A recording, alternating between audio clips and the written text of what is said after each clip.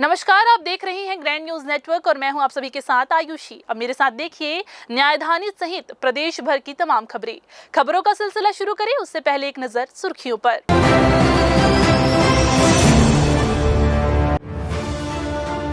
NTPC हादसे में हुई दूसरे मजदूर की मौत, मृतक श्रमिक के परिवार को 10 लाख मुआवजा और नौकरी का ऐलान, फिर भी उठ रहे सुरक्षा पर सवाल। बिलासपुर में यमराज उतरे सड़क पर, यातायात नियमों को लेकर अनोखी जागरूकता मुहिम, सुरक्षा का वादा रक्षा की डोर बना चर्चा का विषय। पहली बार छत्तीसगढ़ बनेगा रॉकेट और ड्रोन टेक्नोलॉजी का केंद्र, देश भर के इनोवेटर्स दिखाएंगे उड़ान के सपने। टेस्टिंग तो सफल, पर बगैर सूचना पानी ने डुबोया मोहल्ला, कुडुडन में घुटनों तक भरा पानी, सूचना न मिलने से लोग हुए परेशान। और 11 अगस्त को साइकिल रैली और तिरंगा यात्रा से गूंजेगा शहर, स्कूली बच्चे, युवा और समाज सेवी लेंगे बढ़ चढ़कर हिस्सा।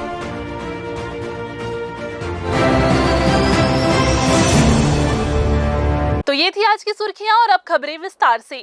बिलासपुर जिले के सिपत स्थित एनटीपीसी प्लांट में बुधवार को हुए दर्दनाक हादसे में अब तक 2 श्रमिकों की जान जा चुकी है। यह हादसा यूनिट क्रमांक 5 में हुआ था, जहां कार्य के दौरान अचानक हादसा होने से कई श्रमिक गंभीर रूप से घायल हो गए थे। एनटीपीसी सिपत संयंत्र में हादसे में गंभीर रूप से घायल 22 वर्षीय पोड़ी सिपत निवासी प्रताप सिंह कंवर को तुरंत इलाज के लिए अपोलो अस्पताल में भर्ती कराया गया था, लेकिन इलाज के दौरान बुधवार रात लगभग 10 बजे प्रताप सिंह ने दम तोड़ दिया। इससे पहले एक अन्य श्रमिक की भी मौत हो चुकी थी। इस तरह इस हादसे में अब तक 2 लोगों की मौत हो चुकी है। प्रताप सिंह के बड़े पिता ने जानकारी दी कि ठेका कंपनी की ओर से फिलहाल अंतिम संस्कार के लिए 50,000 रुपए दिए गए हैं। इसके अलावा मृतक के परिवार को कुल 10 लाख रुपए मुआवजा देने की घोषणा की गई है।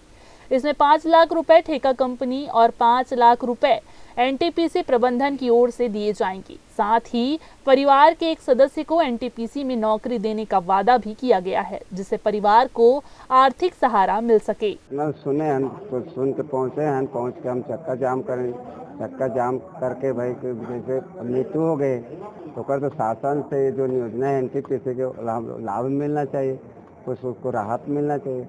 इसके बारे में हम चर्चा किए, अंदर भी जाके किए हैं, जीएम से सबसे प्रबंधक से बात किया हूँ मैं। तो फिर इसका मुआवजा 10 लाख रुपए में मुआवजा दिया गया है कि हम स्टाम्प लेकर लिखा पोछा कराए हैं और उसको नौकरी भी दिया जाएगा और पेंशन भी दिया जाएगा। इसके आधार पर हम कागजात बनाए हैं और तुरंत इस कार्यक्रम के लिए 50,000 का एग्रीमेंट अलग हुआ है और 10 लाख रुपए मुआवजा दिया है। हाँ, बॉयलर में काम करत रहे और बास्केट निकालत रहे और वो क्या बोलते हैं से बनी रहते स्ट्रक्चर पूरा मतलब लोड रखने का, उसमें सामान रख रहे थे और मतलब 6 बंदा थे, तो एक बंदा उधर था, एक बंदा अंदर में थे, 4 लोग वही थे। तो 4 लोग में से वो सीधा नीचे गिर गया और जब गिरा तो उसमें 2 आदमी नीचे गिर गया, 3 आदमी वहीं ऊपर फंस गया था। उसके बाद हम लोग देखे, उसके बाद एक को ऊपर से निकाले, उसके बाद नीचे वाले को देखे तो सीधा नीचे जाकर उसको उठाकर फिर सीधा एम्बुलेंस में हम लोग भर्ती कराए अपोलो में। कितना लोग अब 2 लोग एक्सपायर हो गए, श्याम भाई और प्रताप सिंह कंवर दोनों। हादसे के बाद मौके पर पहुंचे एसडीओपी सिद्धार्थ बघेल ने बताया कि अब तक 2 श्रमिकों की मौत की पुष्टि हुई है। दोनों के शवों का पोस्टमार्टम करवाकर उन्हें परिजनों को सौंप दिया गया है। एनटीपीसी संयंत्र जो सिपत में है वहाँ कल एक दुर्घटना हो गई थी, जिसमें 5 जो मजदूर भाई थे वो घायल हो गए थे। उसमें से 2 जो व्यक्ति थे जो घायल थे, उसमें 2 लोगों की मृत्यु हो गई थी, एक श्याम साहू और एक प्रताप सिंह। तो वो दोनों की बॉडी आज एसएम्स मर्चुरी में विधिवत पोस्टमार्टम करा करके उनको अभी उनके परिजनों को सुपुर्द किया गया है और वे उसे ले करके अपने गांव पोड़ी जो थाना सिपत में आता है वहाँ के लिए निकले। एनटीपीसी प्रबंधन ने भी इस हादसे को दुर्भाग्यपूर्ण बताते हुए गहरी संवेदना प्रकट की है और आश्वासन दिया है कि प्रभावित परिवारों को पूरी सहायता दी जाएगी। इस हादसे ने एक बार फिर से ये सवाल खड़ा कर दिया है कि बड़ी औद्योगिक इकाइयों में श्रमिकों की सुरक्षा को लेकर कितनी गंभीरता बरती जा रही है। मृतक परिवारों को न्याय मिले और भविष्य में ऐसे हादसे न हो, इसके लिए ठोस कदम उठाना बेहद जरूरी हो गया है। कैमरा पर्सन अमर ध्रुव के साथ भारतेंदु कौशिक की रिपोर्ट। बिलासपुर संभाग के सबसे बड़े सरकारी अस्पताल सिम्स में एक बार फिर से अव्यवस्थाओं को लेकर परिजन नाराज नजर आए। मामला अस्पताल में भर्ती मरीजों के बेडशीट न मिलने का है। मरीजों के परिजनों ने आरोप लगाया है कि जब वे अपने परिजन को भर्ती कराने यहां पर पहुंचे तो उन्हें साफ सुथरा बेड देने की बजाय बिना चादर वाला बेड दे दिया गया। सरकारी अस्पतालों में आने वाले अधिकांश मरीज गरीब या मध्यम वर्ग के होते हैं। ऐसे में उनकी छोटी छोटी जरूरतों का ध्यान रखना बेहद जरूरी है। परिजनों का कहना है कि अस्पताल में गंदगी पहले से ही बनी रहती है और उस पर यदि बेडशीट न दी जाए तो मरीज को संक्रमण का खतरा और भी बढ़ जाता है। चर्चा के दौरान मरीज के भाई ने बताया कि उन्हें साफ सुथरी बेडशीट नहीं दी जा रही, जिसकी वजह से उन्हें काफी समस्याओं का सामना करना पड़ रहा है। उन्होंने इस पर उचित कार्रवाई की मांग की है। मेरा भाई सुबह एडमिट हुआ, उसे सांप चाप दिया है। तीसरा में भर्ती था रूम नंबर, उससे दूसरा में रिफ़र किया गया है। उसके बाद यहाँ बेडशीट का सुविधा नहीं दिया जा रहा। बोलते हैं साहब, बोलते हैं कुछ चीज़ नहीं है। तो अब देख सकते हैं क्या करना है, कैसा करना है। तो बेडशीट नहीं दे रहे हम लोग। यहाँ बोल रहे हैं तो साहब मतलब मना की जा रही है, यहाँ कुछ नहीं है, सुविधा नहीं है। बोल रहे हैं सीधा सुविधा ही नहीं है, चद्दर ही नहीं है यहाँ पे। इस मामले में जब सिम्स के अधीक्षक से बात की गई तो उन्होंने आरोपों को नकारते हुए कहा कि अस्पताल में पर्याप्त मात्रा में बेडशीट उपलब्ध है, बेडशीट की कोई कमी नहीं है। उन्होंने कहा कि सभी वार्डों में रोजाना साफ सुथरी चादरें दी जा रही हैं। पर्याप्त मात्रा में हमारे बेडशीट उपलब्ध है और मरीजों को बेडशीट दिया जा रहा है। कई वार्ड में परिजन के द्वारा मांग किया जाता है तो वो कई बार हम लोग परिजनों के लिए वो नहीं देते, परिजनों के लिए वो अपना व्यवस्था करते हैं, लेकिन मरीजों के लिए पूर्णतः हम लोग यदि मरीज के लिए मांग रहे हैं तो मरीज के लिए पूरा दिया जाता है और पर्याप्त मात्रा में बेडशीट है। आपका कहना है कि वहाँ पर बेडशीट में किसी में बेड में नहीं बिछे हुए थे, तो वहाँ यदि मरीज नहीं होगा इसलिए उसको नहीं बिछाते, क्योंकि अनेसली अटेंडेंट उसमें सोते रहते हैं। सिम्स जैसे बड़े अस्पताल में इस तरह की शिकायतें नई नहीं है। पहले भी मरीजों को समय पर दवा, जांच रिपोर्ट और बेड की सुविधा न मिलने की खबरें सामने आती रही हैं। स्वास्थ्य सेवाओं में सुधार को लेकर सरकार लगातार प्रयास कर रही है, लेकिन जमीनी स्तर पर लापरवाही और संसाधनों की कमी जैसी समस्याएं मरीजों की परेशानी का कारण बनती है। ग्रैंड न्यूज के लिए कैमरामैन अमर ध्रुव के साथ भारतेंदु कौशिक की रिपोर्ट। इधर बिलासपुर के मस्तूरी थाना क्षेत्र अंतर्गत दर्री घाट बाजार में तेज रफ्तार वैन ने स्कूटी सवार महिला और उसकी बच्ची को जोरदार टक्कर मार दी, जिससे दोनों घायल हो गई। ये पूरा हादसा वहां लगे सीसीटीवी कैमरे में कैद हो गया, जिसमें वैन को तेज रफ्तार में आते और स्कूटी को टक्कर मारते हुए साफ देखा जा सकता है। घटना के बाद वैन चालक मौके से फरार हो गया। घायल महिला और बच्ची को लोगों की मदद से अस्पताल पहुंचाया गया। वहीं पुलिस ने मामला दर्ज कर जांच शुरू कर दी है। सीसीटीवी फुटेज के आधार पर आरोपी वाहन चालक की तलाश फिलहाल की जा रही है। फिलहाल वक्त हो चला है एक छोटा सा ब्रेक लेने का। ब्रेक के बाद हम जल्द वापस आएंगे। आप बने रहिए ग्रैंड न्यूज के साथ। जय जया प्राइवेट ITI NCVT से मान्यता प्राप्त एंड ISO सर्टिफाइड 10वीं पास विद्यार्थियों के लिए 2 year electrician course, OPA 1 year course, computer operating and programming assistant course, best classroom facility, admissions open. Jai Jaya private ITI, Riverview colony, Koni, Bilaspur, Chhattisgarh. Hello दोस्तों, इस बरसात के मौसम पे विजन विस्तारा लेकर आ गया है आप लोगों के लिए ड्रीम रेसिडेंसी प्रोजेक्ट के सेमी कमर्शियल प्लॉट पर विशेष छूट।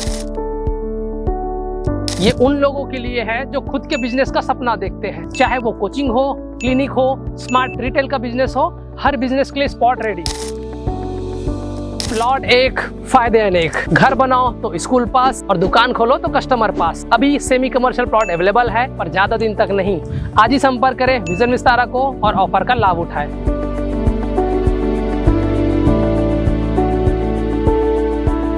ब्रेक के बाद आप सभी का स्वागत है। अगर आप ट्रैफिक नियमों को हल्के में लेते हैं तो अब आप सतर्क हो जाइए, क्योंकि इस बार आपको समझाने खुद यमराज सड़क पर उतर आए हैं। बिलासपुर ट्रैफिक पुलिस ने रक्षाबंधन और आगामी त्योहारों को ध्यान में रखते हुए एक अलग ही अंदाज में जागरूकता अभियान की शुरुआत की है। इस मुहिम का मकसद है लोगों को नियमों का पालन करने के लिए प्रेरित करना और हादसों को रोकना। चलिए आपको दिखाते हैं कैसे यमराज बनकर समझाया जा रहा है ट्रैफिक का पाठ। ये तस्वीरें हैं बिलासपुर शहर के अलग अलग चौराहों की, जहां आजकल एक ही नजारा देखने को मिल रहा है। ट्रैफिक नियमों की अनदेखी करने वालों के सामने अचानक यमराज खड़े हो जा रहे हैं। बिना हेलमेट, बिना सीट बेल्ट और रेड सिग्नल तोड़ने वालों को ये यमराज न सिर्फ रोकते हैं बल्कि उन्हें समझाते भी हैं कि थोड़ी सी लापरवाही कैसे जानलेवा हो सकती है। ट्रैफिक पुलिस की इस अनोखी पहल का उद्देश्य है लोगों को नियमों की अहमियत समझाना, ताकि त्योहार खुशियों के साथ बीते, न कि हादसों के साए में। वर्तमान में रक्षाबंधन के त्यौहार को ध्यान में रखते हुए आवागमन की संख्या बढ़ी है और बहनें अपने भाइयों को राखी बांधने के लिए विभिन्न अपने मायके और अन्य गांवों की ओर लगातार जा रहे हैं। ऐसी परिस्थिति में सड़क दुर्घटनाओं की आशंकाओं को ध्यान में रखते हुए लगातार जो है लोगों को समझाइश दिया जा रहा है। इसी क्रम में एक विशेष अभियान चला करके सुरक्षा का वादा एक विशेष साप्ताहिक कार्यक्रम है। इसके माध्यम से लोगों को जागरूक किया जा रहा है। साथ ही विभिन्न नागरिक संगठनों से सहयोग भी लिया जा रहा है और नागरिक संगठनों के माध्यम से कई प्रकार के जैसे कि यमराज का प्रतिरूप बनाकर और हेलमेट धारण करके सभी शहर के सभी चौक चौराहे और प्रमुख मार्गों पे लोगों को संदेश दिया जा रहा है कि वाहन चलाते समय किसी प्रकार की यातायात नियमों का उल्लंघन ना करें, सदैव जो है हेलमेट और सीट बेल्ट लगाकर चलें। इसी क्रम में आज जो है बिलासपुर के सभी चौक चौराहे पर जो है हमारे जो नागरिक संगठनों के द्वारा जो है यमराज का स्वांग करके लगातार लोगों को जागरूक किया जा रहा है। उनके साथ जो है अन्य लोग भी एकत्रित होकर के हेलमेट धारण करके लोगों को जागरूक करने का प्रयास कर रहे हैं। सुरक्षा का वादा, रक्षा की डोर, कानून की ओर नाम के इस अभियान के तहत ट्रैफिक पुलिस शहर भर में लोगों को जागरूक कर रही है। यमराज के वेश में कलाकार सड़कों पर उतरकर लोगों को ये संदेश दे रहे हैं कि अगर आपने आज लापरवाही की तो कल पछताने का मौका भी नहीं मिलेगा। उनका अंदाज भले ही मनोरंजक हो, लेकिन संदेश बेहद ही गंभीर है। हम चामुंडा, हेलमेट पहनो और अपना सुरक्षा कीजिए। क्या संदेश देना चाहते हैं आज आप ट्रैफिक सुरक्षा को लेकर? सुरक्षा से क्या है कि अभी रक्षाबंधन अपने भाई बहन का अपना क्या बोलते हैं बढ़िया सुंदर से मिलते हैं, मिलेंगे बढ़िया, तो हेलमेट की अपनी सुरक्षा कीजिए। हेलमेट जरूरी है। जरूरी। ट्रैफिक नियम का पालन करना। हाँ, ट्रैफिक नियम का पालन करना और लोगों को जागरूक कर रहे हैं यहाँ खड़े होकर। जी सर। क्या बता रहे हैं लोगों को? यही बता रहे हैं सुरक्षा अपना कीजिए, हेलमेट लगाकर सुरक्षा। बिलासपुर ट्रैफिक पुलिस का ये संदेश साफ है, हेलमेट पहनिए, सीट बेल्ट लगाइए, ट्रैफिक सिग्नल का पालन कीजिए और मोबाइल से दूरी बनाए रखिए, क्योंकि इस रक्षाबंधन अपने भाई बहन को तोहफे के साथ सुरक्षा का वादा और ट्रैफिक नियमों का पालन करने का संकल्प भी दीजिए। कैमरामैन राहुल ठाकुर के साथ पिंटू दुबे की रिपोर्ट। बिलासपुर के तारबहार थाना क्षेत्र में अपराध और असामाजिक गतिविधियों पर नकेल कसने के लिए पुलिस ने बड़ी कार्रवाई करते हुए धारदार हथियारों के साथ 3 बदमाशों को गिरफ्तार किया है। वरिष्ठ पुलिस अधीक्षक रजनेश सिंह के सख्त निर्देश पर असामाजिक तत्वों की पहचान कर उनके विरुद्ध अभियान चलाया गया। गुप्त सूचना के आधार पर गठित संयुक्त टीम ने अलग अलग ठिकानों पर दबिश देकर सैयद शाद अली, सुरेश पटेल और आदिल खान को प्रबंधित बटनदार फोल्डिंग चाकू के साथ रंगे हाथों पकड़ा। तीनों के खिलाफ आर्म्स एक्ट के तहत मामला दर्ज करते हुए कार्रवाई की गई। इसके साथ ही 2 अन्य संदिग्ध व्यक्तियों वीरेंद्र कुमार गेंदले और साजन सिंह ठाकुर पर भी प्रतिबंधात्मक धाराओं के तहत कार्रवाई की गई। पुलिस ने सभी आरोपियों का जुलूस भी निकाला। बिलासपुर के सकरभाटा थाना क्षेत्र में इंसानियत को शर्मसार कर देने वाला मामला सामने आया है। 25 वर्षीय एक शादीशुदा महिला को 2 दरिंदों ने मिलकर दरिंदगी का शिकार बनाया। विकास नगर वार्ड क्रमांक 12 की रहने वाली पीड़िता, जो मानसिक रूप से अस्वस्थ बताई जा रही है और मस्तिष्क संबंधित दवाइयां भी उसकी चल रही है। पीड़ित महिला अपने मौसी के घर से खाना लेकर वापस घर की ओर जा रही थी। इसी दौरान उसे आरोपियों ने जबरदस्ती खींचकर एक खंडहर नुमा घर में लेकर गए और वहीं पर दोनों ने मिलकर उसकी अस्मत लूट ली।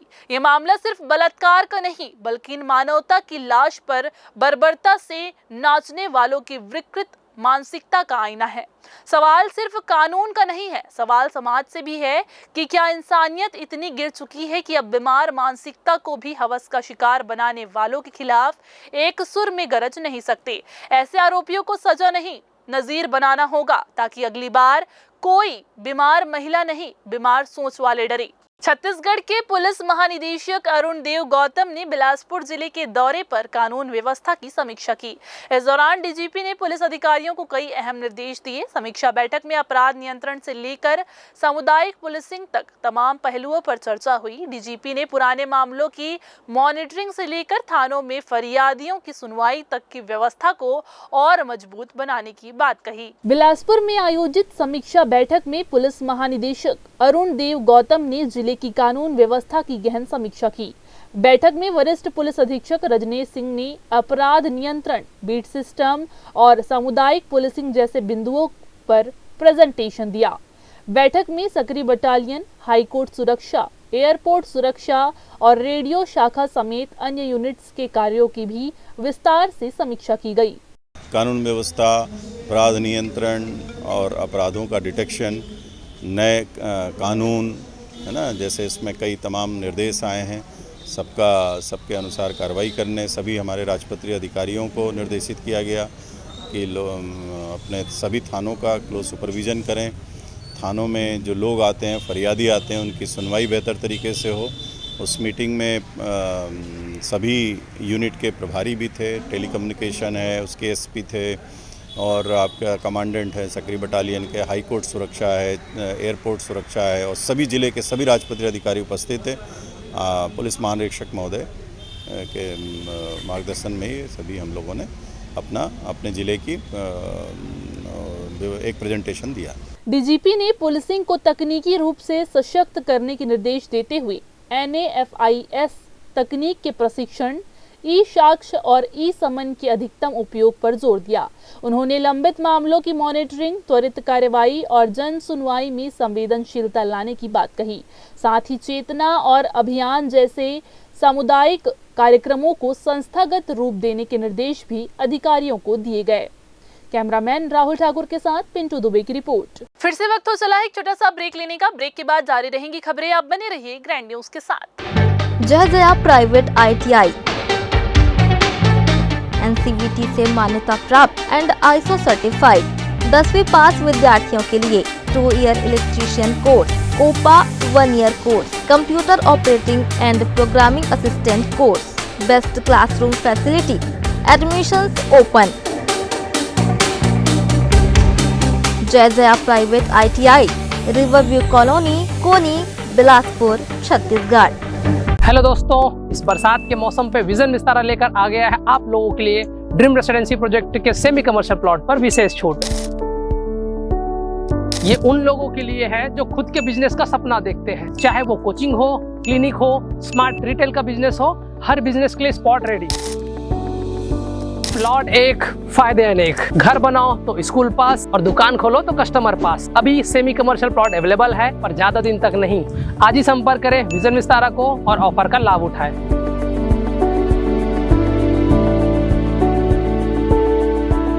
ब्रेक के बाद आप सभी का एक बार फिर से स्वागत है। बिलासपुर छत्तीसगढ़ में पहली बार एक अनोखा और रोमांचक कार्यक्रम आयोजित किया जा रहा है, जिसका नाम है इग्नाइट इंडिया 2025। ये एक राष्ट्रीय स्तर की प्रतियोगिता है जिसमें छात्र रॉकेट और ड्रोन बनाकर अपने कौशल और नवाचार की प्रतिभा दिखाएंगे। इस आयोजन का मुख्य उद्देश्य अंतरिक्ष विज्ञान, टेक्नोलॉजी और नवाचार के प्रति युवाओं की रुचि को बढ़ावा देना है। इग्नाइट इंडिया 2025 छात्रों के लिए अत्यंत प्रेरणादायक और ज्ञानवर्धक होगी, क्योंकि उन्हें सीधे इसरो के अनुभवी वैज्ञानिकों से अंतरिक्ष विज्ञान की जटिलताओं को सरल और रोचक तरीके से समझने का अवसर मिलेगा। जी हाँ, ये सत्र न केवल प्रतियोगिता में भाग ले रहे छात्रों के लिए, बल्कि कॉलेज के अन्य विद्यार्थियों और शिक्षकों के लिए भी एक ऐतिहासिक अनुभव साबित होगा, जिससे उनमें अंतरिक्ष विज्ञान और तकनीकी अनुसंधान के प्रति नई जिज्ञासा और उत्साह पैदा होगा।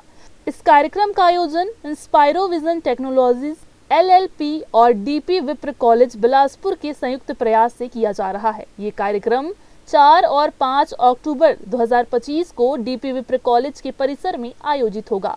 आयोजकों का मानना है कि ये प्रतियोगिता न केवल छात्रों को टेक्नोलॉजी की दुनिया में जोड़ने से मदद करेगी, बल्कि उन्हें भविष्य में वैज्ञानिक और नव प्रवर्तनकर्ता बनने के लिए भी प्रेरित करेगी।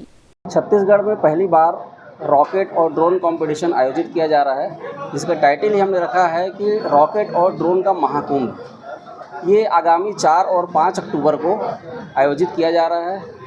4 तारीख को ये कार्यक्रम डीपी विप्र कॉलेज परिसर में आयोजित किया जाएगा, जिसमें मुख्य रूप से सारे जो एक्सपर्ट्स होंगे, स्पेस के जो एक्सपर्ट, उनका सेमिनार और एग्जीबिशन आयोजित किया जाएगा।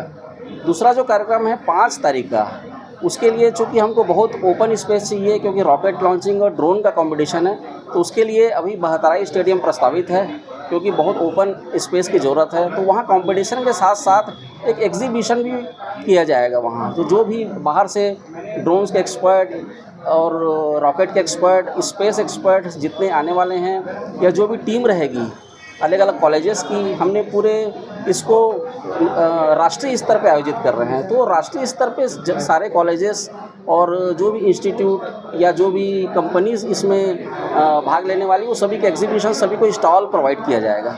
और वहाँ हम चाहते हैं कि सारे स्कूल के बच्चों को भी हम इनवाइट करेंगे, हमारे बिलासपुर और छत्तीसगढ़ के बच्चे इसमें आगे आएँ, तो अब उनके लिए भी स्टॉल प्रोवाइड करेंगे। यदि वो भी चाहेंगे इस कंपटीशन में आना, तो बिल्कुल सभी का स्वागत है इसमें। ऑल ओवर इंडिया लेवल में सभी का हम स्वागत करेंगे। इग्नाइट इंडिया 2025 में देश भर से स्कूल और कॉलेज के छात्र भाग लेंगे। वे स्वयं रॉकेट और ड्रोन डिजाइन करके उन्हें उड़ाएंगे। इससे उनकी वैज्ञानिक सोच और तकनीकी ज्ञान को जमीन पर उतारने का अवसर मिलेगा।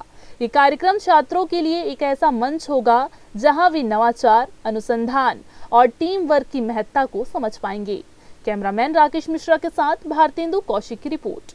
बिलासपुर रायपुर रोड स्थित सेक्टर डी के पास मंडपम भवन के बाजू में बनाई जा रही अवैध कॉलोनी को लेकर प्रशासन ने सख्त रुख अपना लिया है। कलेक्टर संजय अग्रवाल ने इस मामले में 10 सदस्यीय जांच समिति का गठन करते हुए जांच के आदेश दिए हैं। दरअसल कॉलोनाइजर शैलेंद्र जायसवाल ने वर्ष 2003 में ग्राम तिफरा में 19.35 एकड़ जमीन पर कॉलोनी विकसित करने की अनुमति ली थी, लेकिन 2008 में तत्कालीन अतिरिक्त कलेक्टर ने अनुमति और विकास अनुज्ञा रद्द कर दी। अपील के बाद भी आदेश बहाल रहा। इसके बावजूद कॉलोनाइजर द्वारा परिजनों के नाम पर अवैध रूप से प्लॉटिंग और बिक्री की गतिविधियां लगातार जारी रही।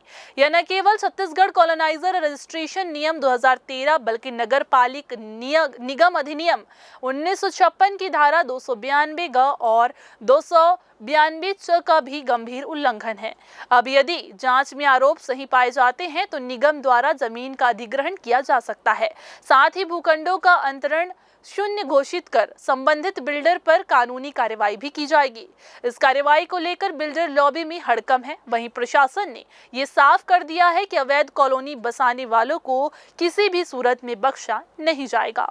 रक्षाबंधन जैसे भावात्मक पर्व के पहले बिलासपुर डाक विभाग की अव्यवस्थाओं ने आम लोगों को घंटों लाइन में खड़ा रखने को मजबूर कर दिया है। नया सॉफ्टवेयर लागू करने के महज 3 दिन बाद ही सर्वर फेल हो गया, जिसमें रजिस्ट्री, स्पीड पोस्ट और खातों से जुड़ी सभी सेवाएं ठप हो गई। राखी भेजने आए लोग मुख्य डाकघर से लेकर अन्य डाकघरों तक चक्कर काटते हुए नजर आए। बिलासपुर डाक विभाग में इन दिनों अफरा तफरी का माहौल है। विज्ञान द्वारा लागू किया गया नया एडवांस सॉफ्टवेयर 2.0 तीसरे दिन ही जवाब दे गया।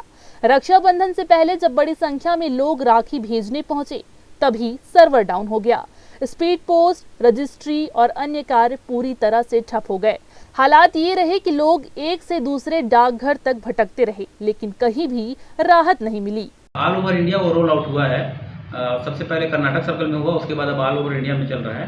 तो चूंकि ऑल ओवर इंडिया में रोल आउट हुआ है, तो उसके कारण क्या है कि अचानक से नया सॉफ्टवेयर आया है और जिसके कारण जो है थोड़ा सा परेशानी हो रहा है। जैसे सोमवार को रोल आउट हुआ था तो उस दिन काफ़ी दिक्कत हुआ था, लेकिन आज की स्थिति में यदि हम देखें तो उस दिन हम सिर्फ 2 काउंटर ही चला पा रहे थे। जैसे मैं बिलासपुर एचओ नीचे की बात करूँ तो, और आज के डेट में हम लोग 4 काउंटर चला रहे हैं और चारों में बुकिंग हो रहा है। एक कारण क्या है, दिक्कतें क्यों आ रही है? कारण सिर्फ यही है कि नया सॉफ्टवेयर आया हुआ है और एपीटी करके है, एडवांस पोस्टल टेक्नोलॉजी, जो अभी डिपार्टमेंट ने अडॉप्ट किया है। उसके कारण थोड़ा सा परेशानी हो रहा है, क्योंकि अभी जो हमारे ग्राउंड स्टाफ है वो भी उससे यूज़र फ्रेंडली नहीं है, तो थोड़ा सा टाइम लग रहा है और थोड़ा सा टाइम टेकिंग, मतलब नया सॉफ्टवेयर है, थोड़ा सा टाइम टेक कर रहा है। अब रक्षाबंधन का त्यौहार है, फिर वैकेंसियाँ भी निकली, ऐसे में फिर संभावना क्या जताई जा रही है कि क्या वहाँ तक पहुँच पाएगी? हम लोग ये भरपूर कोशिश कर रहे हैं कि जो भी डाक बुक हो रहा है वो उसी दिन हमारे यहाँ से आगे निकल जाए और सभी जगह से प्रयास हो रहा है, चाहे वो आरएमएस से हो, चाहे वो परिमंडल कार्यालय से हो, सभी जगह से मॉनिटरिंग हो रहा है और जिससे कि डाक जो है जल्दी से जल्दी जो भी गंतव्य में पहुंच जाए और संबंधित को मिल जाए। और ट्रैकिंग नहीं हो पा रही है बताया जा रहा है। ट्रैकिंग में कुछ समस्या भी आ रही है क्योंकि नया सॉफ्टवेयर आया हुआ है, इसलिए शायद 1-2 दिन में शायद ये भी रिसॉल्व हो जाएगा। जैसा कि सिचुएशन हम लोग देख रहे हैं, पहले दिन और आज तीसरे दिन में काफी अंतर आ गया है। मुख्य डाकघर में सुबह से शाम तक लंबी कतारें लगी रही। सॉफ्टवेयर के धीमे काम करने की वजह से जनता और कर्मचारियों के बीच कई बार विवाद की स्थिति भी बनी। डाक विभाग की इस तकनीकी चूक का खामियाजा सीधे आम लोगों को भुगतना पड़ा, जो समय रहते अपने परिजनों तक राखी नहीं पहुंचा सके। कैमरामैन राहुल ठाकुर के साथ पिंटू दुबे की रिपोर्ट। फिलहाल वक्त हो चला है एक छोटा सा ब्रेक लेने का। ब्रेक के बाद जारी रहेंगी खबरें। आप बने रहिए ग्रैंड न्यूज के साथ। जय जया प्राइवेट ITI NCVT से मान्यता प्राप्त एंड ISO सर्टिफाइड 10वीं पास विद्यार्थियों के लिए 2 year electrician course, OPA 1 year course, computer operating and programming assistant course, best classroom facility, admissions open. Jai Jaya private ITI, Riverview colony, Koni, Bilaspur, Chhattisgarh.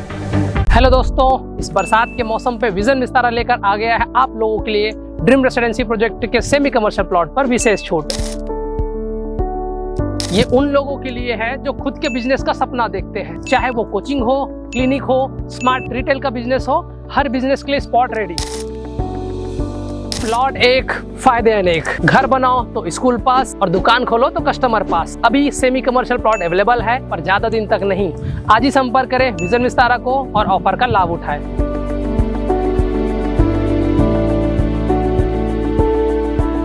Break के बाद आप सभी का एक बार फिर से स्वागत है।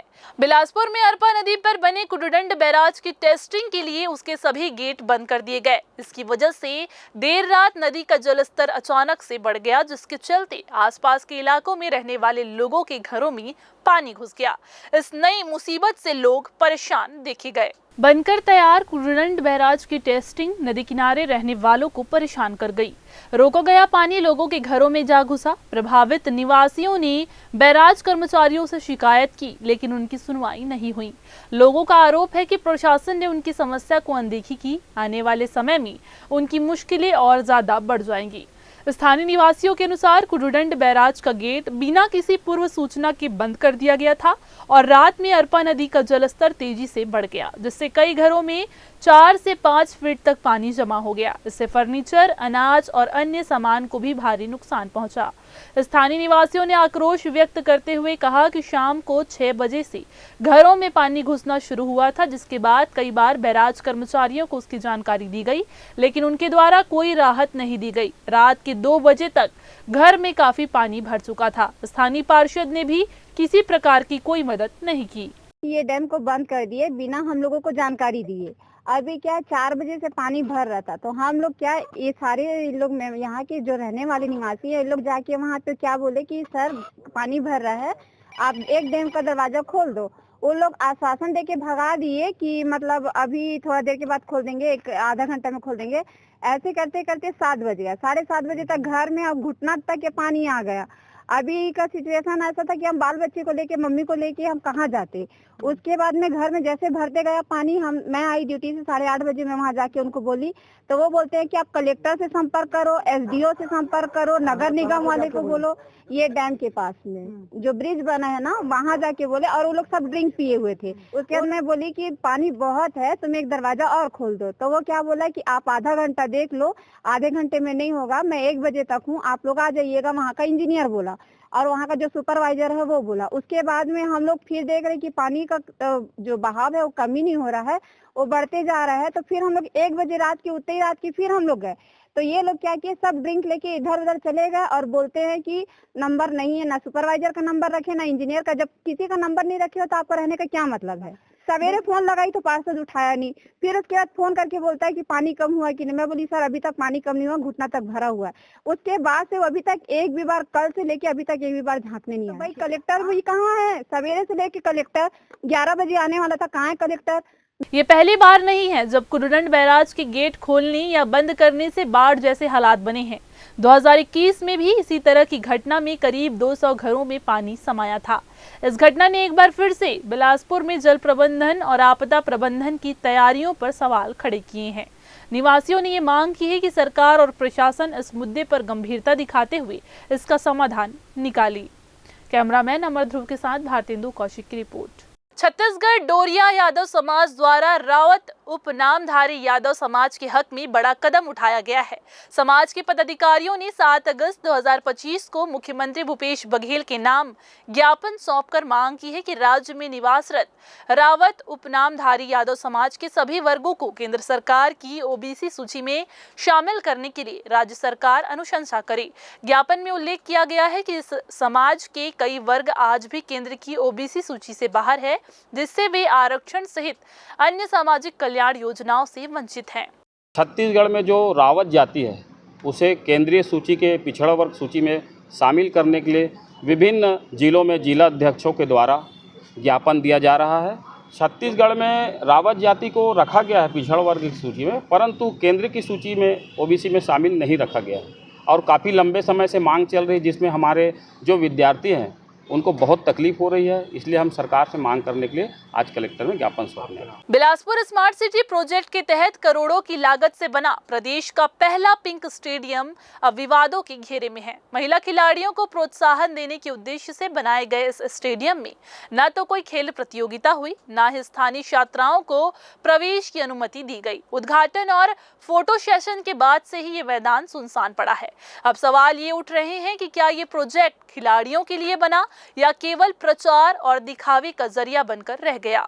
बिलासा गर्ल्स कॉलेज परिसर में 4 करोड़ 34 लाख रुपए की लागत से बना ये पिंक स्टेडियम आज तक खिलाड़ियों के इस्तेमाल में नहीं आ सका है। 2.25 एकड़ जमीन में athletics track, indoor badminton, basketball, kabaddi और वॉलीबॉल जैसे खेलों की सुविधाएं मौजूद है, लेकिन छात्राओं के लिए मैदान के दरवाजे अब तक बंद हैं। सुविधाएं पूरी है मगर उपयोग शून्य है। देखिए, जब छत्तीसगढ़ में कांग्रेस की भूपेश बघेल जी की सरकार थी तब बिलासपुर में स्मार्ट सिटी के नाम से 3 स्टेडियमों का निर्माण किया गया, जिसमें एक गवर्नमेंट हाई स्कूल में एक अच्छा स्टेडियम बनाया गया, एक स्विमिंग पूल के बाजू में स्पोर्ट्स कॉम्प्लेक्स बनाया गया और एक उस समय की मांग थी कि महिलाओं के लिए एक स्टेडियम होना चाहिए, तो गर्ल्स कॉलेज के ग्राउंड पर महिलाओं के पिंक स्टेडियम का निर्माण किया गया। निर्माण जो कि उस समय कंप्लीट नहीं हो पाया था, आनन फानन में उसका उद्घाटन किया गया और अभी तक उद्घाटन के लगभग साल भर गुजर जाने के बाद भी अभी तक वो उसको आम जनता के लिए नहीं खोला गया है। कहीं ना कहीं उद्घाटन और नारियल फोड़ने की परंपरा है, पर अभी तक आम जनता के हित में उसमें काम नहीं हुआ। प्रदेश के उप मुख्यमंत्री अरुण साव ने भले ही इस स्टेडियम का उद्घाटन किया हो, लेकिन उसके बाद से ये प्रोजेक्ट ठंडे बस्ते में चला गया। ना ही कोई प्रशिक्षण हुआ, ना कोई टूर्नामेंट आयोजित किया गया। आपको बता दें, लोकल खिलाड़ियों को वहां खेलने की इजाजत तक नहीं दी गई, जिससे स्टेडियम की उपयोगिता पर गंभीर सवाल खड़े हो गए हैं। सुसज्जित बना हुआ स्टेडियम पिछले 1 साल लगभग होने जा रहे हैं, उसका उद्घाटन हुए, उस पर आज तक किसी भी प्रकार की कोई भी गतिविधियों का प्रारंभ न होना इस बात का संकेत है कि जो प्रशासनिक विकास है ना, अनचाहा विकास, या पब्लिक चाहती है कुछ और हो कुछ ना, उसका सबसे बड़ा परिणाम है। यदि हम देखेंगे कि 1 साल हो गए और आज महिला हो या पुरुष हो खेल के मैदान के अभाव में इधर उधर भटक रहे, इतना सुंदर, इतना व्यवस्थित और अच्छा यदि स्टेडियम बना है तो महिलाओं के लिए कम से कम खोला जाना चाहिए, क्योंकि उसके ठीक बाजू में गर्ल्स महाविद्यालय है और उसके बाजू में स्कूल और कॉलेज भी है। तो उसके बावजूद इसको नहीं खोले जाना ये संदेह देता है कि क्या सिर्फ खाना पूर्ति के लिए, स्मार्ट सिटी के प्रोजेक्ट को बताने के लिए, उसको खर्च करने के लिए इसको कर दिया गया है क्या? यदि आम जनता के लिए था, आम लोगों के लिए था, महिलाओं के लिए था, तो उसका उपयोग होना चाहिए, पर 1 साल से उपयोग नहीं हो रहा। निश्चित रूप से सरकार की ये जो नीति है बिल्कुल गलत नीति है और अति शीघ्र इसका उद्घाटन के बाद लगता है स्टेडियम का समापन हो गया।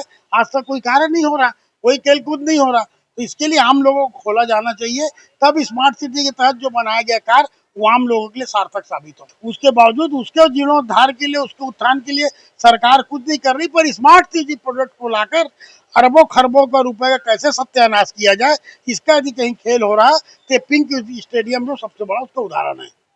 स्टेडियम की हालत दिन ब दिन खराब होती जा रही है। रनिंग ट्रैक में दरारें पड़ गई है। बारिश में किनारों पर पानी भर जाता है और अब तक बिजली कनेक्शन तक उपलब्ध नहीं है। खिलाड़ियों को ये कहकर रोका जा रहा है कि मैदान खराब हो जाएगा, जबकि बिना उपयोग के ही ये मैदान जर्जर हो रहा है। इस मामले में नगर निगम आयुक्त अमित कुमार ने सफाई दी है कि पिंक स्टेडियम अभी वारंटी पीरियड में है। अगर कोई भी टूट फूट होती है तो मरम्मत कराई जाएगी। उन्होंने ये भी कहा है कि स्टेडियम में पहले बिजली कनेक्शन दिया गया था, लेकिन विद्युत विभाग ने उसे हटा दिया। अब नया ट्रांसफार्मर लगाने की प्रक्रिया जारी है और जल्द ही बिजली की सुविधा बहाल कर दी जाएगी। आयुक्त ने भरोसा दिलाया है कि स्टेडियम को बहुत ही जल्द खिलाड़ियों के उपयोग के लिए खोला जाएगा, लेकिन जमीनी हकीकत ये है कि करोड़ों का ये प्रोजेक्ट अब तक उपयोग के बिना जर्जर होता जा रहा है। पिंक स्टेडियम जो नगर निगम के द्वारा स्मार्ट सिटी के द्वारा बनाया गया है, वो जो है फिजिकल कल्चर सोसाइटी को हैंडओवर है और वहाँ की जो समिति है उसके अंदर जो वहाँ के कॉलेज हैं उसके द्वारा संचालित किया जा रहा है। कॉलेज के इंटरनल गेम्स के लिए वो लगातार इसमें यूज किया जा रहा है। एक्सटर्नल गेम्स क्योंकि वो ऑल गर्ल्स कॉलेज है तो वहाँ पे हमने प्रतिबंधित किया है। इस बार जब बरसात हुई थी तो वहाँ पे टेम्परेरी जल भराव हुआ था, उसको नगर निगम की टीम ने तुरंत लग के उसको हटाया था। अभी जो रनिंग ट्रैक है वो ओएनएम पीरियड में है और उसको उसी से ठीक भी करवा दिया जाए। बिजली कनेक्शन वहाँ पर शुरू में था, उसको क्योंकि ट्रांसफार्मर का वहाँ पे लोड कम हो गया था तो नया ट्रांसफार्मर लगने के लिए टेम्परेरी कनेक्शन को कट किया गया है। ट्रांसफार्मर की स्वीकृति हो गई है, ट्रांसफार्मर लग रहा है और एक सप्ताह के अंदर वो ट्रांसफार्मर लग के नवीन उसमें बिजली कनेक्शन भी हो जाएगा। कैमरामैन राहुल ठाकुर के साथ पिंटू दुबे की रिपोर्ट। रक्षाबंधन भाई बहन के प्रेम और अटूट रिश्ते का प्रतीक पर्व है। इस पवित्र त्योहार की मिठास हर स्थिति और हर स्थान पर महसूस की जाती है, चाहे वो घर हो या फिर जेल। इस वर्ष भी रक्षाबंधन के अवसर पर बहनों को अपने बंदी भाइयों से मिलने और उन्हें राखी बांधने की अनुमति दी गई है। प्रशासन द्वारा जारी निर्देश के अनुसार 9 अगस्त को रक्षाबंधन के दिन सुबह 10 बजे से लेकर शाम 4 बजे तक बहनें जेल परिसर में प्रवेश कर सकेंगी। इस दौरान वे अपने भाइयों को तिलक लगाकर राखी भी बांध सकेंगी और मिठाई भी खिला सकेंगी। जेल प्रशासन द्वारा इसके लिए विशेष व्यवस्था की जा रही है ताकि रक्षाबंधन का ये पावन पर्व भावात्मक रूप से सभी के लिए यादगार बन सके। इस फैसले से कई परिवारों में खुशी की लहर दौड़ गई है, खासकर उन महिलाओं के लिए जो लंबे समय से अपने भाई से मुलाकात की राह देख रही थी। जेल प्रशासन का मानना है कि रक्षाबंधन जैसे सामाजिक और सांस्कृतिक पर्वों के माध्यम से बंदियों में सकारात्मक सोच, आत्ममंथन और सुधार की भावना आती है। ऐसे अवसर उनके मानसिक स्वास्थ्य पर भी अच्छा प्रभाव डालते हैं। जेल अधीक्षक ने जानकारी दी है कि रक्षाबंधन के दिन आने वाली सभी बहनों की सुरक्षा और सुविधा का पूरा ध्यान रखा जाएगा। प्रवेश द्वार पर कड़ी जांच होगी और किसी भी प्रकार की अनुचित वस्तु जेल में लाने की अनुमति नहीं दी जाएगी। केवल राखी, तिलक और सीमित मात्रा में मिठाई ही अपने साथ लाने की अनुमति दी गई है। मुख्यालय से महानिदेशक के निर्देशानुसार प्रदेश के सभी जेलों में इस वर्ष भी रक्षाबंधन पर्व मनाने के लिए निर्देशित किया गया। तो केंद्रीय जेल बिलासपुर में भी जो भाई और लोग रहते हैं उनके बहन यहाँ पे आएंगे, लगभग 6000 के आसपास आएंगे। वैसे बहन लोग रहते हैं तो उनके भी भाई लोग यहाँ पे रक्षा सूत्र बांधने के लिए आएंगे, तो लगभग 50 के आसपास आने को वहाँ महिला जन्म भी संभावना है। तो उसके लिए लगभग 6000 की भीड़ रहेगा या उसके ऊपर भी रहेगा। तो फॉरेस्ट विभाग से बैरिकेड्स बनाने के लिए और पंडाल लगाने के लिए बांस बल्ली की व्यवस्था की गई है और हो सके आज शाम तक उसका तैयारी भी पूरा हो जाएगा। इसके अलावा नगर निगम से भी सहयोग लिया गया है स्वचालित शौचालय और वाटर टैंक के लिए। इसके अलावा एसपी सर से भी निवेदन किया गया कि अतिरिक्त बल 30 पुलिस के लिए और 30 महिला सिपाही के लिए और 30 पुरुष सिपाही के लिए। रक्षाबंधन का ये पर्व सिर्फ एक धागा बांधने का नहीं बल्कि विश्वास, स्नेह और एकजुटता का प्रतीक है। जेल की ऊंची दीवारें भी इस रिश्ते को रोक नहीं सकती। प्रशासन का ये कदम ये साबित करता है कि समाज का हर सदस्य, चाहे वह किसी भी परिस्थिति में हो, अपने मूल रिश्तों से जुड़ा रहता है।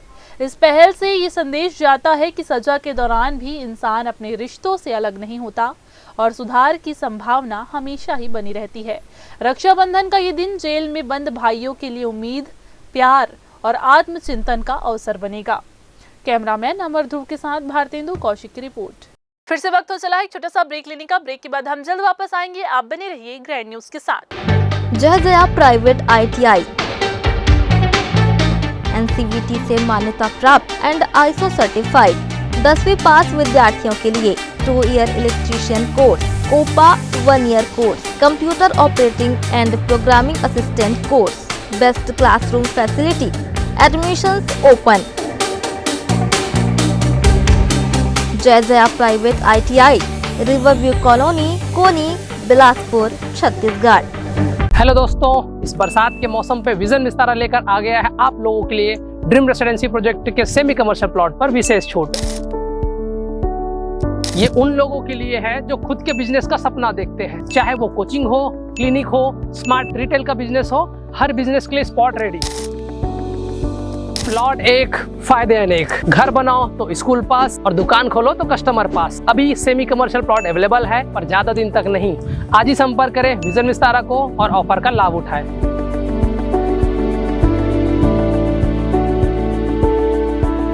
ब्रेक के बाद आप सभी का एक बार फिर से स्वागत है।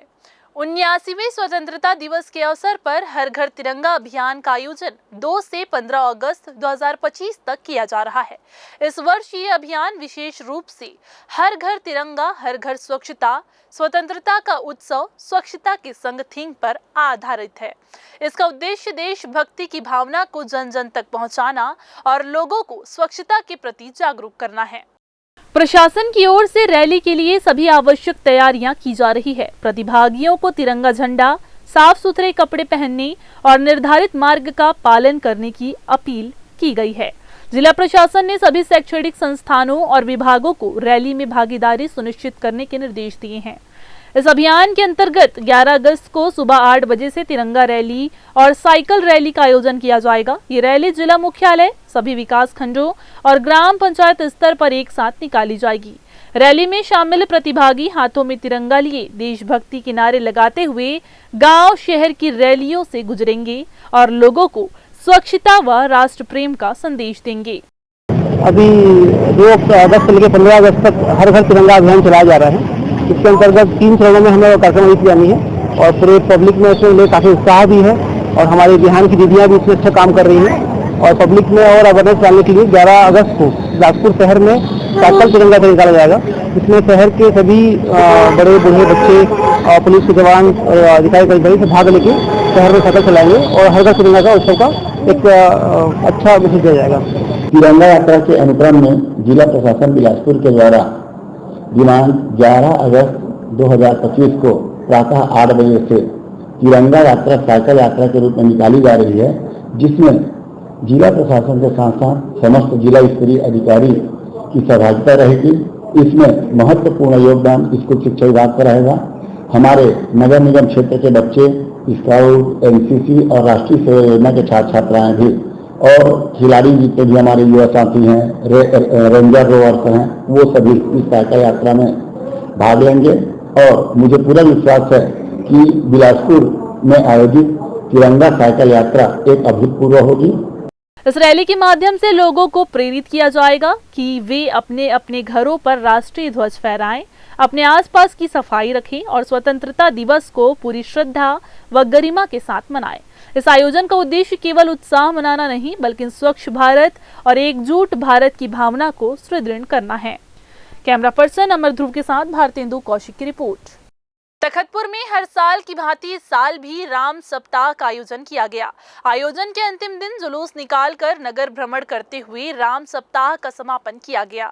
नगर भ्रमण के दौरान जुलूस में दूर दूर से आए दर्जनों भजन टोलियों ने मदार की थाप से नगर में जमकर कीर्तन किया। आप सभी को बता दें कि प्राचीन समय से नगर में राम सप्ताह का आयोजन किया जा रहा है, जिसका ये 94वां वर्ष था। जी हाँ, जुलूस में आयोजन समिति और भजन मंडली टोली का हौसला बढ़ाने और उन्हें सम्मानित करने क्षेत्र के विधायक धर्मजीत सिंह भी मौजूद रहे। उन्होंने आयोजन समिति को राम सप्ताह के सफल आयोजन की शुभकामनाएं दी और मंच में मीडिया के माध्यम से उन्होंने आश्वासन दिया कि आने वाले वर्षों में इस आयोजन को और बेहतर तरीके से किया जाएगा, जिससे नगर में एक धार्मिक माहौल और अच्छा वातावरण बना रहे। तखतपुर का गौरवशाली इतिहास है।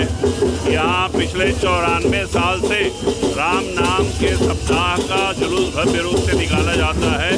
ये मेरा सौभाग्य है कि मैं इस कार्यक्रम में आज इनके सम्मान के लिए और भगवान राम के प्रति अपनी आस्था व्यक्त करने के लिए उपस्थित हूँ। ये हमारे लिए बहुत ही प्रेरणा का क्षण है और हमारे लिए गौरव अनुभूति का क्षण है। मैं इस कार्यक्रम के आयोजकों को बहुत बहुत बधाई देना चाहता हूँ। देशभक्ति और राष्ट्र प्रेम की भावना को जन जन तक पहुंचाने के उद्देश्य से हर घर तिरंगा अभियान के तहत भारतीय जनता पार्टी बिलासपुर द्वारा एक महत्वपूर्ण बैठक का आयोजन किया गया। ये बैठक गुरुवार को भाजपा जिला कार्यालय में संपन्न हुई। बैठक में पूरे जिले के भाजपा पदाधिकारियों ने भाग लिया और अभियान को सफल बनाने के लिए विस्तार से चर्चा की गई। बैठक की अध्यक्षता भाजपा संभाग प्रभारी अनुराग सिंह देव ने की। उनके साथ कार्यक्रम की प्रशिक्षण प्रभारी ज्योति नंद दुबे भी यहाँ पर उपस्थित रही। भाजपा कार्यालय में संपन्न बैठक में निर्णय लिया गया कि जिले के सभी मंडलों में हर घर तिरंगा अभियान को सफल बनाने के लिए विशेष टीमों का गठन किया जाएगा। इन मंडल स्तरीय टीमों का मुख्य उद्देश्य प्रत्येक घर तक राष्ट्रीय ध्वज तिरंगा को पहुंचाना और लोगों को उसे गर्व से अपने घरों पर फहराने के लिए प्रेरित करना होगा। अनुराग सिंह देव ने अपने संबोधन में कहा कि तिरंगा सिर्फ एक झंडा नहीं, हमारी पहचान और शान है। हर देशभक्त के घर पर तिरंगा फहराना गर्व की बात है और यही उद्देश्य लेकर हम ये अभियान चला रहे हैं। देखिए, हर राष्ट्रीय पर्व है 15 अगस्त का और भारतीय जनता पार्टी के द्वारा प्रत्येक वर्ष तिरंगा अभियान चलाया जाता है। हर घर तिरंगा और तिरंगा यात्रा का कार्यक्रम सभी जगह पर हो, उसके लिए कार्य योजना बनाई जा रही है। और जैसे दिवाली होली बनती है हर घर में, उस तरीके से राष्ट्रीय पर्व भी बनना चाहिए। ये प्रधानमंत्री नरेंद्र मोदी जी का अभियान है और देश के हर नागरिक को इससे जुड़कर इस अभियान को सफल बनाना है, उसी दृष्टि से कार्यक्रम है।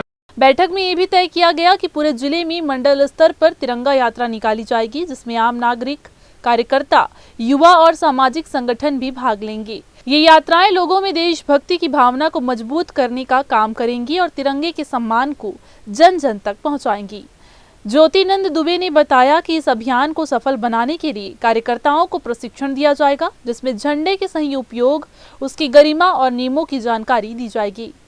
भारतीय जनता पार्टी हमेशा हर साल तिरंगा यात्रा कार्यक्रम आयोजित करती है। आज इसी तात्पर्य में बिलासपुर ग्रामीण का और बैठक के लिए मैं आया था और सभी कार्यकर्ताओं को हम लोग आग्रह किए हैं कि निचले स्तर पर इस तिरंगा यात्रा का भव्यता के साथ, पिछले वर्ष हम लोग 25 लाख घरों में और इस कार्यक्रम को संपन्न किए थे। कृष्ण कुमार कौशिक ने सभी मंडल अध्यक्षों और कार्यकर्ताओं से अपील की है कि वे पूरी जिम्मेदारी और जोश के साथ इस अभियान में जुटे और सुनिश्चित करें कि हर वार्ड, हर गली और हर घर तक तिरंगा जरूर पहुंचे। हर घर तिरंगा यात्रा कार्यक्रम के तहत आज कार्यशाला का आयोजन जिला स्तर पर भारतीय जनता पार्टी कार्यालय में संपन्न हुई। हमारे प्रमुख वक्ता अनुराग जी एवं सम्मानित दुबे जी ने प्रखरता से और गंभीरता से हमें इस कार्यक्रम को कैसे संपादित करना है और जन जन तक राष्ट्र के भावना को प्रेरित करने के लिए इस कार्यक्रम का संपादन करना है, इस पर बहुत विस्तार से उन्होंने हम सबको मार्गदर्शन दिया। इस बार के कार्यक्रम का थीम है कि हर घर तिरंगा और घर घर स्वच्छता। तो हम स्वच्छता के साथ राष्ट्र के निर्माण के लिए नए आने वाले जो पीढ़ी है उस पीढ़ी को जन जागृत करने के लिए इस कार्यक्रम को एक बड़े अभियान के रूप में संपादित करने का योजना बनाया है और पूरे जिले में संयोजक, सहसंयोजक और हमारे वरिष्ठ पदाधिकारियों के मार्गदर्शन पर पूरे जिला में बहुत ही गौरव के साथ तिरंगा यात्रा, घर घर लगाने वाले झंडे और रैलियां, प्रदर्शन बहुत ही सुंदर ढंग से आयोजित होगा। इस उद्देश्य से आज इस कार्यक्रम का आयोजन किया गया। कार्यक्रम के अंत में सभी कार्यकर्ताओं ने संकल्प लिया कि 15 अगस्त से पहले हर घर एक तिरंगा जरूर पहुंचेगा और जिले में ये अभियान एक नई मिसाल कायम करेगा। कैमरा पर्सन अमर ध्रुव के साथ भारतेंदु कौशिक की रिपोर्ट। तो ये थी आज के बुलेटिन की तमाम खबरें। अगले बुलेटिन में फिर होगी आपसे मुलाकात। तब तक के लिए पूरी टीम के साथ मुझे दीजिए इजाजत। नमस्कार।